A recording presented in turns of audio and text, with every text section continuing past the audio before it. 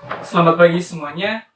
Hari ini kita masuk materi manajemen sekolah, sarana dan prasarana dalam lingkungan pendidikan inklusi. Jadi manajemen artinya berasal dari kata to manage, artinya monitor, mengemukakan, mengendalikan, mengolah, menjalankan, melaksanakan, dan memimpin. Manajemen adalah proses mencapai hasil melalui orang lain dan dengan memaksimumkan pendayagunaan yang tersedia. Adapun menurut ahli yang pertama, menurut Stoner dalam topik bahwa manajemen merupakan proses perencanaan, pengorganisasian, pengarahan, dan pengawasan usaha-usaha para anggota, organisasi, dan pengguna sumber daya organisasi lainnya agar mencapai tujuan organisasi yang telah ditetapkan.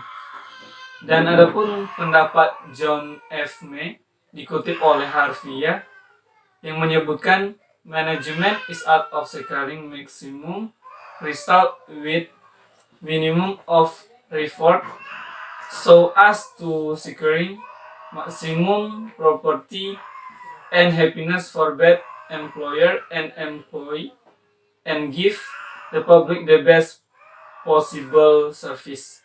Artinya bahwa manajemen merupakan ilmu dan seni untuk mencapai hasil yang maksimal dengan usaha yang minimal. Demikian pula mencapai kesejahteraan dan kebahagiaan yang maksimal bagi pemimpin maupun para pekerja, serta memberikan pelayanan yang sebaik mungkin kepada masyarakat. Jadi adapun manajemen artinya yang berikutnya, kegiatan seseorang dalam mengatur organisasi, lembaga atau sekolah yang bersifat manusia maupun non-manusia, sehingga tujuan organisasi, lembaga atau sekolah dapat tercapai secara efektif dan efisien. Istilah manajemen juga sering didefinisikan sebagai kegiatan mengelola berbagai sumber daya dengan cara bekerja sama dengan orang lain melalui proses tertentu untuk mencapai tujuan organisasi secara efektif dan efisien. Jadi berdasarkan uraian di atas, bisa kita simpulkan bahwa manajemen merupakan suatu usaha bersama sekelompok manusia untuk mencapai tujuan organisasi secara efektif dan efisien dengan menggunakan segala sumber daya yang ada. Adapun juga pengertian sarana dan prasarana. Yang pertama, sarana dan prasarana pendidikan merupakan salah satu sumber daya yang memainkan peranan penting dalam mencapai tujuan pendidikan di sekolah. Kenapa pentingnya sarana dan prasarana? Karena segala kebutuhan yang diperlukan oleh siswa dalam proses belajar adalah sarana dan prasarananya. Contohnya membutuhkan lingkungan sekolah, lingkungan yang ramah untuk anak-anak, sehingga proses belajar mereka bisa berlangsung dengan baik.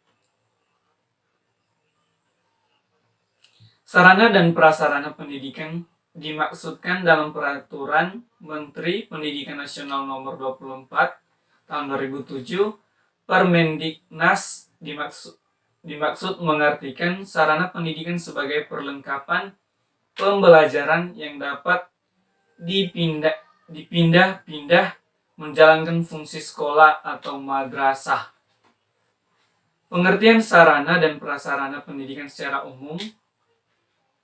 Sarana dan prasarana adalah alat penunjang keberhasilan suatu proses upaya yang dilakukan di dalam pelayanan publik. Karena apabila kedua hal ini tidak tersedia, maka semua kegiatan yang dilakukan tidak akan dapat mencapai hasil yang diharapkan sesuai dengan rencana. Contohnya kalau misalnya kita artikan di sebuah sekolah, misalnya sarana daripada siswa ini, mereka itu membutuhkan buku. Misalnya tidak mempunyai buku, maka otomatis siswa akan kesusahan dalam belajar.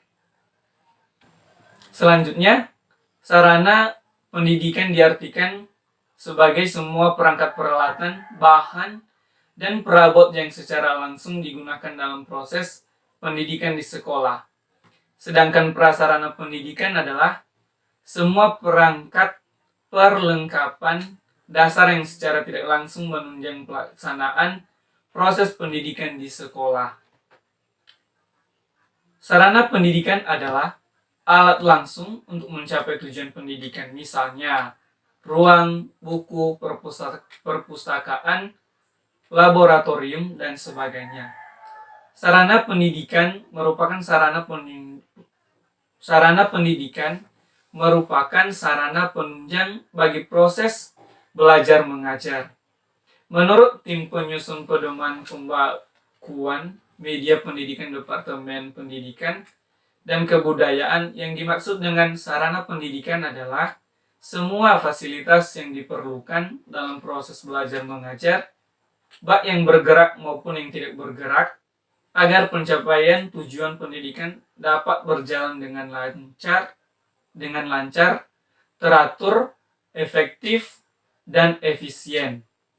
Sarana adalah alat yang digunakan secara langsung untuk mencapai tujuan, misalnya ruang kelas, buku, papan tulis, dan lainnya. Sedangkan prasarana, alat tidak langsung yang digunakan untuk mencapai tujuan dalam pendidikan, misalnya lokasi atau tempat, bangunan sekolah, lapangan olahraga, dan lain sebagainya. Sedangkan menurut Keputusan Menteri P dan K nomor 079/1975, sarana pendidikan terdiri dari 3 kelompok, yaitu bangunan dan perabot sekolah, kedua alat pelajaran yang terdiri dari pembukuan, alat-alat peraga, dan laboratorium, yang ketiga media pendidikan yang dapat dikelompokkan menjadi audiovisual yang menggunakan alat penampil dan media yang tidak menggunakan alat penampil. Contohnya media penampil ini adalah infocus atau proyektor.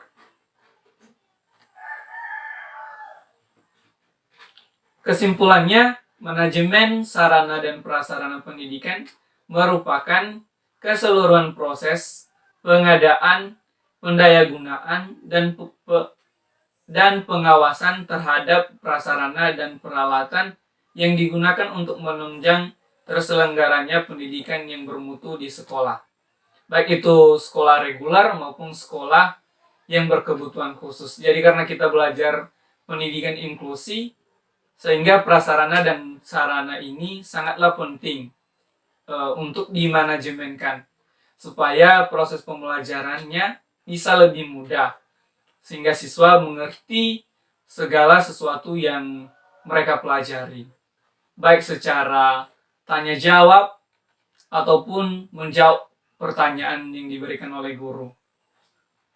Mungkin itu saja dari Bapak. Apakah dari adik-adik sekalian ada pertanyaan? Pak, saya mau bertanya, Pak. Kan sudah kita pelajari tentang manajemen tadi, Pak. Selain manajemen yang kita pelajari tadi, apakah manajemen juga bersangkutan dengan kehidupan sehari-hari? Baik, pertanyaan yang sangat baik oleh adik-adik. Jadi, manajemen itu tidak harus di pendidikan ya adik-adik, tapi manajemen juga sangatlah penting bagi kehidupan kita sehari-hari. Karena manajemen menyangkut tentang mengatur, menata kehidupan kita, baik itu manajemen waktu. Misalnya kita memanajemenkan waktu kita.